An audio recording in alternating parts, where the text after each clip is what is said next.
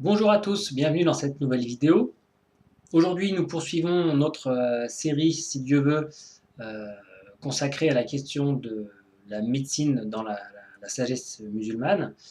Euh, alors la dernière fois, on a parlé de l'éparpillement malheureusement des données en matière de médecine islamique et du fait qu'aujourd'hui, peut-être, le moment est venu de rassembler tout ça, d'autant que on le voit autour de nous. Aujourd'hui, tout le monde souffre, tout le monde est malade, tout le monde cherche des solutions. Euh, et encore, beaucoup de gens souffrent et ne se rendent pas compte de leur propre souffrance. Et je crois que ça, c'est quelque chose d'encore plus grave. Enfin, c'est un autre sujet. Mais voilà, les données en matière de sciences, de médecine islamique sont éparpillées.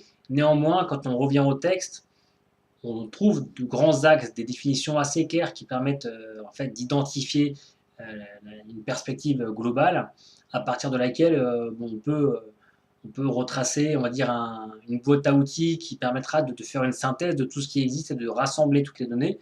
D'autant plus que, encore une fois, hein, les moyens modernes, les moyens de recherche modernes en matière d'imagerie médicale, de botanique, de biologie, permettent de redécouvrir de manière encore plus approfondie qu'ont pu le faire les générations du passé un certain nombre de choses.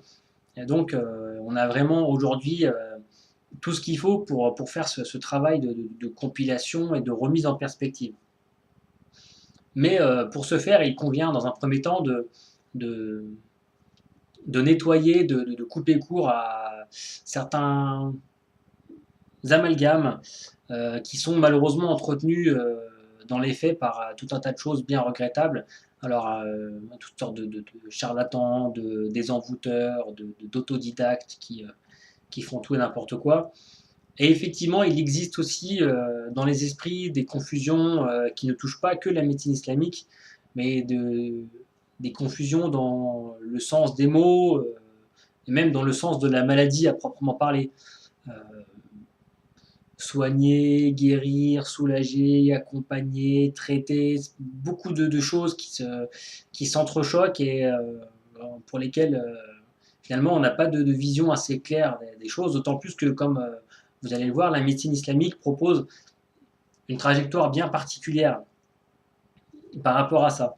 Et effectivement, soigner, accompagner pour un praticien de la médecine chinoise, ça ne sera pas forcément la même chose que pour un praticien de la médecine moderne. Et peut-être qu'effectivement, les sages en Afrique, les anciens de l'association d'Afrique, peut-être que pour ces gens-là, euh, là encore, l'accompagnement en matière de médecine était différent. Euh, donc du coup, ce que je vais faire, c'est que tout simplement, comme je vous l'ai dit, hein, Inch'Allah, si Dieu veut, je suis en train de travailler à la rédaction d'un petit ouvrage sur la médecine islamique. Et du coup, je vais m'appuyer tout simplement sur les définitions que j'ai préparées. Alors, comme je le disais la dernière fois, si Dieu veut, dans le bouquin, vous trouverez des argumentations avec un cheminement beaucoup plus posé, hein, avec versets, traditions prophétiques, etc. Là, dans cette petite série de vidéos qui visent à sensibiliser plus qu'autre chose, l'enjeu c'est d'aller directement dans le cœur des choses, donc je donne les définitions brutes, euh, mais, euh, mais vous allez vous y retrouver. Alors, qu'est-ce qu'une maladie finalement dans la sagesse de l'islam? Dans la sagesse de l'islam, euh, comment faut-il comprendre le fait d'être malade? Qu'est-ce qu'une maladie en matière de médecine islamique? Eh bien, tout simplement, c'est une altération et ou une perturbation des caractéristiques originelles et primordiales d'un individu ou d'un groupe, de nature à parasiter, à perturber le bon déroulement de sa vie quotidienne et ou l'intégrité de sa fonction, à savoir être le représentant de Dieu sur terre et bâtir un monde juste, sage, équilibré et paisible. Voilà ce que c'est être malade d'après la médecine islamique. Alors là, on voit tout de suite que la maladie en islam, ce n'est pas simplement un trouble physique, moral, ou psychologique ou psychiatrique, mais ça touche des domaines beaucoup plus vastes. Et il y a aussi la notion de maladie collective. Mais on ne parle pas d'épidémie, on parle d'une maladie qui, je dirais, trouve une existence dans le fait de toucher simultanément plusieurs personnes. Donc là, on voit que la notion de maladie est très différente de ce qui peut exister dans d'autres types de médecine qui sont parfaitement respectables elles aussi. Mais voilà, il faut souligner également une différence entre la perturbation et l'altération. L'une précède l'autre, mais en médecine islamique, ce sont deux choses différentes, euh, pas forcément concomitantes, mais qui s'abordent de manière différente. Alors effectivement, donc une altération et ou une perturbation, des caractéristiques originelles et primordiales d'un individu ou d'un groupe. Alors là, tout de suite, se posent évidemment des tas de questions, notamment celle du transhumanisme, des modifications de l'ADN, enfin tout ce qui est en train de se préparer actuellement. Et également, il y a en trame de fond la notion que, à la base, l'être humain est déjà, entre guillemets, parfait pour accomplir sa mission. L'être humain de base, qui n'a pas été transhumanisé, si j'ose dire, euh, est apte par nature à accomplir sa mission. Évidemment, est-ce que la constitution d'un être humain aujourd'hui en 2017 est la même que celle d'il y a 1500 ans? Je pense qu'à l'époque, ils étaient beaucoup plus robustes, partout dans le monde, hein, ils étaient beaucoup plus robustes que nous aujourd'hui en Occident du 21e siècle. Euh, bon, les choses évoluent, les choses sont comme elles sont, mais est-ce que tout est foutu? Est-ce que... Non, évidemment. Non. Donc, une perturbation de nature à parasiter, à perturber, là encore, c'est pas tout à fait la même chose. Euh, Finalement, le bon déroulement de la vie quotidienne, alors évidemment, quand le corps est touché ou quand le moral est touché, quand il y a la dépression, etc., c'est une chose, mais également, on voit bien, là aussi, qu'il s'agit de perturbation de la fonction de l'être humain. Pourquoi l'être humain est-il sur Terre? En quoi le fait pour un être humain d'accomplir sa mission quelque part, son devoir d'être un sage et de diffuser la sagesse contribue finalement à une santé, à un bien-être, à un bien-vivre. Voilà des questions qui sont vastes, qui sont soulevées par la médecine islamique.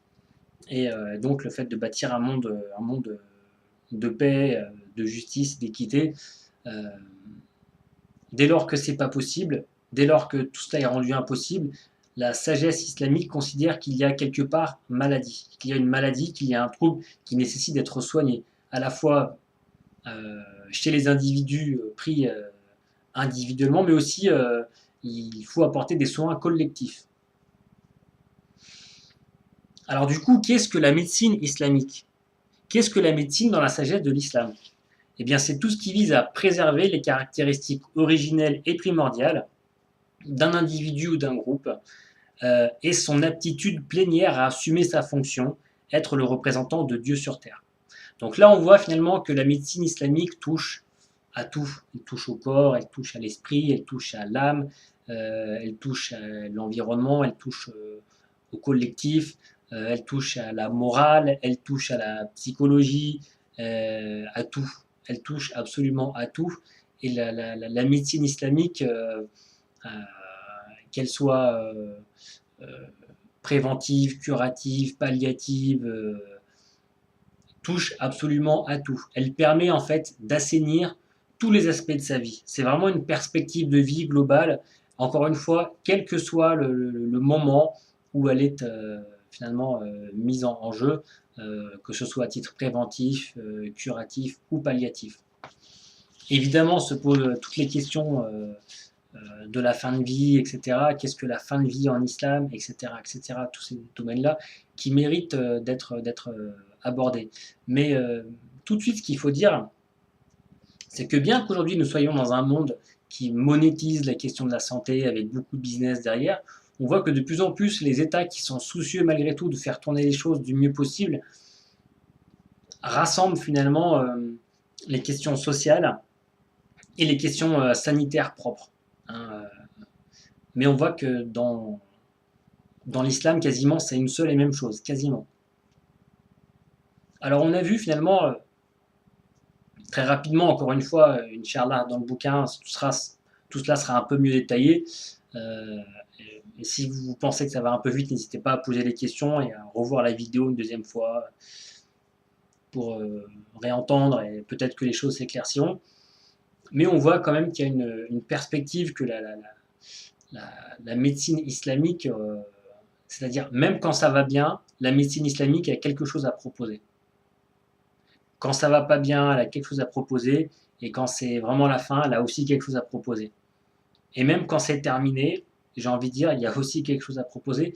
La médecine islamique agit, elle agit, et là encore, on en reparlera une prochaine fois. Dans cette vidéo, on n'aura pas le temps de le faire, mais si Dieu veut, on en parlera prochainement. Mais qu'est-ce que le soin, qu'est-ce que le soulagement, qu'est-ce que la guérison, etc., etc.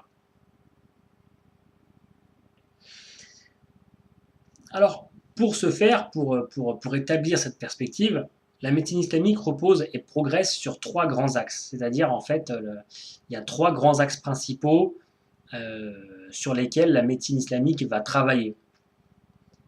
Et chacun de ces axes devra être investi par l'individu ou par le collectif pour générer un équilibre à l'intérieur de la personne, équilibre à partir duquel effectivement une santé ou disons un équilibre pourra être trouvé, alors que les choses soient très claires.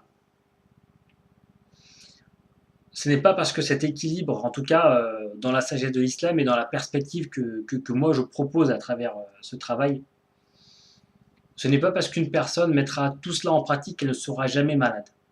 En revanche, si elle met tout cela en pratique, évidemment, elle sera en meilleure santé dans sa vie quotidienne que d'autres, mais aussi et surtout quand la question de la maladie arrivera, elle sera mieux préparée pour cheminer vers la guérison.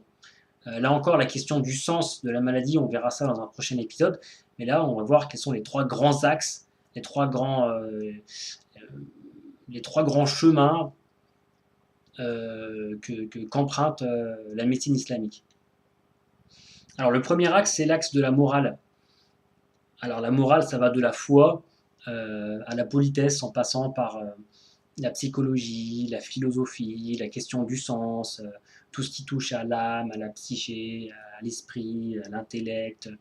Euh, je dirais tout ce qui a trait en fait d'un point de vue global à la foi, à la manière de vivre la foi, mais même pour les gens qui ne sont pas des croyants, la question d'avoir un bon cœur, euh, d'avoir d'avoir un bon cœur, c'est une question qui se pose aussi pour ceux qui ont la foi, en petite parenthèse.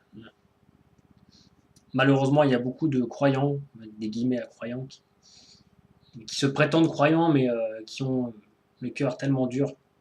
Là aussi, bah, c'était un bon exemple en termes de médecine islamique. Quand on est comme ça à l'intérieur, comment on vit la maladie? Est-ce qu'on tombe pas plus souvent malade que d'autres? Est-ce qu'on n'est pas plus soumis à certaines perturbations que d'autres? Voilà. Donc ça va de la question de la foi à la question simplement de la politesse, de la morale, du bien vivre, de savoir vivre en bonne intelligence. Mais il y a vraiment la question du sens de la vie en arrière-plan. C'est-à-dire, investir ce domaine-là est déjà une préparation intérieure.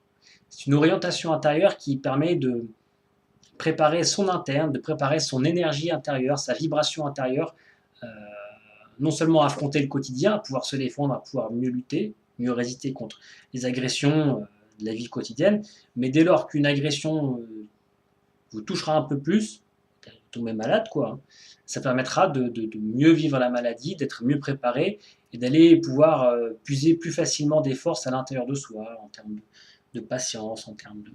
Bref. Alors, le deuxième axe, c'est un axe qui est très important dans la sagesse musulmane. Alors, une petite parenthèse, pour chacun de ces axes, évidemment, chacun de ces axes se subdivise ensuite en sous-catégories. Là, je donne vraiment les grandes pistes, mais, mais évidemment que, par exemple, le premier axe qu'on vient de donner, là, à l'intérieur de cet axe, il y a des catégories multiples, des disciplines vastes.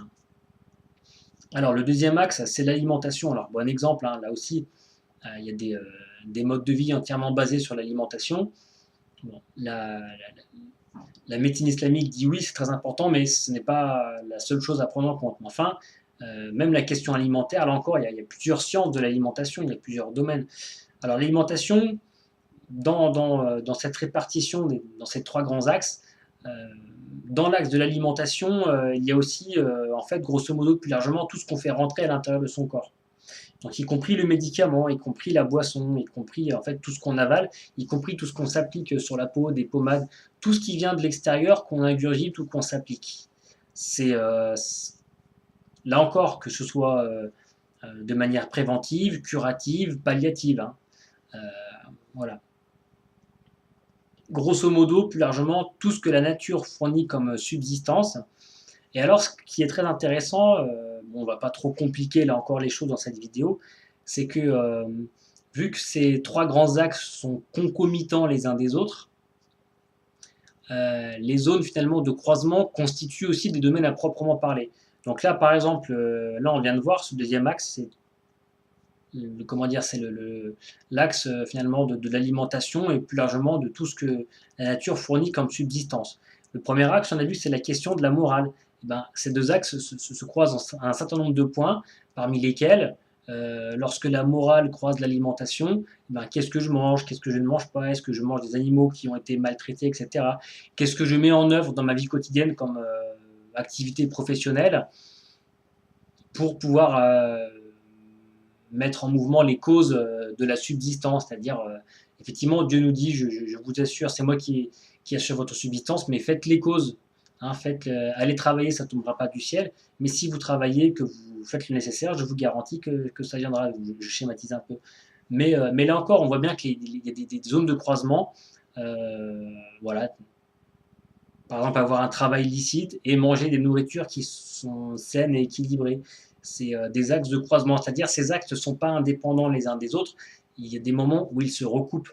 C'est pour ça que finalement, dans la médecine musulmane, la question de la médecine n'est pas éloignée de la question de la spiritualité, n'est pas éloignée pardon, de la question de la jurisprudence, n'est pas éloignée de la question du savoir-vivre, de la question de la politesse, de la question du bon cœur. Ce sont des domaines qui sont très précis, mais entre chaque grand axe, voilà, il y a des domaines de croisement. Par exemple, là, la question, l'axe moral et l'axe alimentaire, eh bien, l'axe alimentaire et subsistance, etc. Et bien voilà, c'est typiquement le cas du travail. Est-ce qu'un travail malsain a une influence dans la santé, même chez un sportif, ou même dans la santé de la famille? C'est-à-dire, c'est des choses qu'il faut rechercher, ça. Hein, c'est des choses qu'il faut mettre en lumière. Bref. Alors, le troisième grand axe, c'est la question en fait des interactions avec autrui, avec l'environnement, avec le monde extérieur. Ça va de son épouse, son fils, sa fille, à la voisine, en passant par les interactions avec le travail, les interactions avec la nature. Est-ce qu'on vient saboter la nature ou est-ce qu'on se rend compte qu'on n'est que de passage dans ce bas monde, qu'on hérite d'un monde qu'on va léguer à nos enfants, dans quel état on le trouve, dans quel état on le rend. Là encore aussi, les questions des relations au sens large. En grosso modo, c'est les interactions avec les individus et l'environnement. De quelle nature doivent être ces interactions? Alors effectivement, ça va de respirer de la pollution, au fait de bien entretenir des endroits, au fait que justement, est-ce qu'on investit ce monde? De quelle manière? Ou est-ce qu'on reste allongé sur le canapé toute la journée? Voilà, c'est toutes ces questions-là. Est-ce que la politesse est un médicament? Est-ce que un sourire est un médicament? Est-ce que partager un repas est un médicament? Est-ce que inviter quelqu'un est un médicament? Est-ce que un repas préparé par amour pour ses enfants, pour son épouse, pour son époux, pour ses parents, est-ce que ce repas constituera un médicament? C'est-à-dire, c'est des choses qui sont très importantes à mettre en avant. Mais également aujourd'hui, on sait avec des études médicales et sociales que dans un certain nombre de cas, travailler contribue à améliorer un état de santé, que participer à toutes sortes d'activités associatives contribue à améliorer le moral, à améliorer finalement l'état de santé d'une personne, etc., etc., etc. Et on voit bien que finalement, la question de la médecine en islam, c'est une question qui est relativement vaste, qui touche tous les domaines de la vie, là encore, hein, qui propose du préventif, du curatif et du palliatif, hein, on le verra, Inch'Allah, dans d'autres vidéos. Mais voilà, on voit qu'il y a trois grands axes, que ces axes s'entrecroisent par moments sur des questions bien précises.